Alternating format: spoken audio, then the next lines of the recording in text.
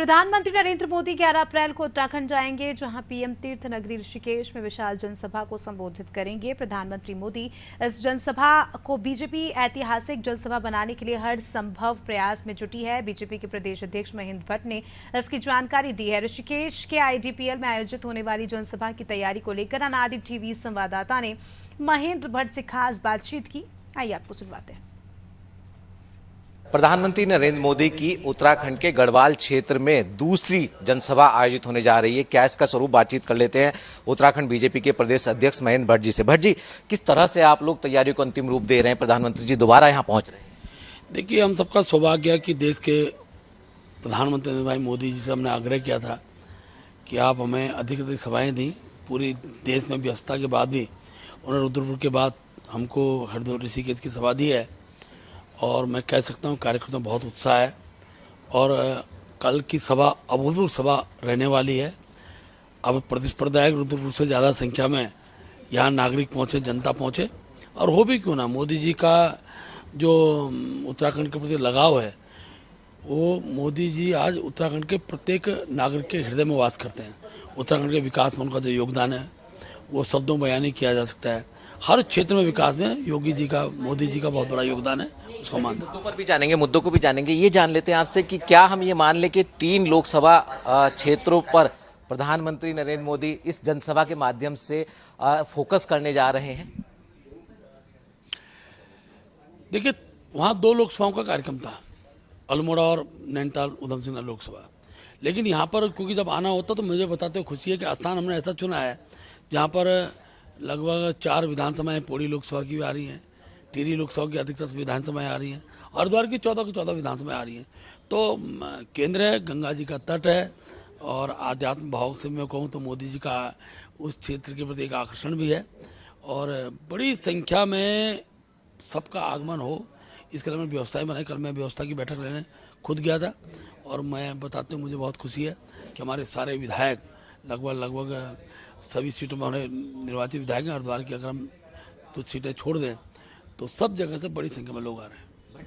जिस तरह से आप बता रहे हैं कि ये जो जनसभा ऐतिहासिक होने जा रही है, जिस लिहाज से पहले प्रधानमंत्री केदारनाथ आए, उसके बाद आदि कैलाश गए और फिर केदारनाथ और बद्रीनाथ के साथ साथ कुमाऊं क्षेत्र के तमाम ऐसे मठ मंदिर हैं जिनके कायाकल्प करने की कवायद में जुटे हुए हैं, तो हम क्या मान लें कि एक धार्मिक मैसेज भी इस जनसभा के माध्यम से प्रधानमंत्री देने वाले हैं?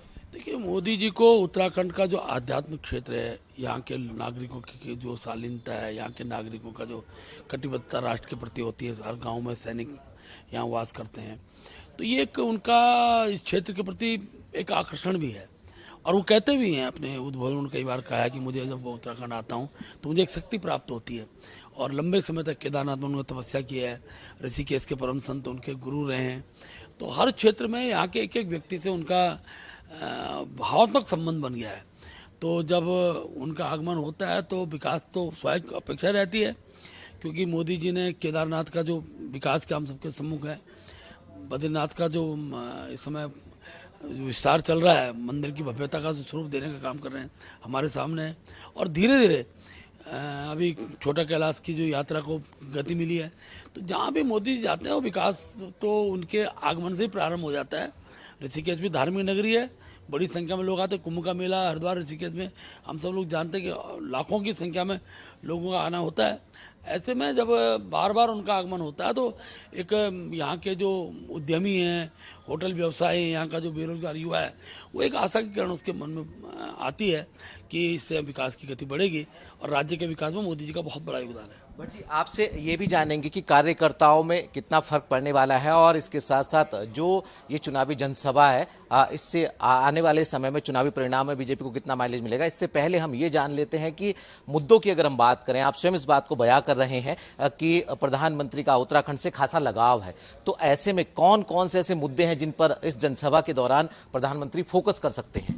देखिए, मोदी जी को गिनाने के लिए बहुत है। मैं अगर कहूँ कि आपसे अगर मैं 10 साल पहले के उत्तराखंड की चर्चा करूँ और इन 10 वर्ष में उत्तराखंड की मैं चर्चा करूँ तो मैं कह सकता हूँ कि एक काल्पनिक सहयोग जिसकी हम लोगों ने कल्पना नहीं की थी, हम प्रधानमंत्री जी हमको प्राप्त हुआ है। खासतौर पर रेलवे कनेक्टिविटी को अगर चर्चा करूँ, ऋषिकेश कटरा रेल लाइन बनने की कगार पे बहुत जल्दी उसका उद्घाटन के लिए प्रधानमंत्री जी आएंगे। इसके साथ साथ अपना हवाई कनेक्टिविटी है, हमारा जो है ऑल वेदर रोड है, सीमा दर्शन की जो रोडें हैं, और ख़ासतौर पर केदारनाथ की रोपवे हो, हेमकुंड साहिब की रोपवे हो, अनेकों ऐसे कार्य उनके द्वारा किए जो यहाँ की आर्थिकी को बल देते हैं। तो मैं कह सकता हूँ कि जनता का विश्वास है, और बड़ी संख्या में जब लोगों को ये महसूस होता है कि ऐसा व्यक्ति जो बात मुंह से निकल जाए वो धरातल पर उतरती है, तो लोगों का आकर्षण बढ़ता है।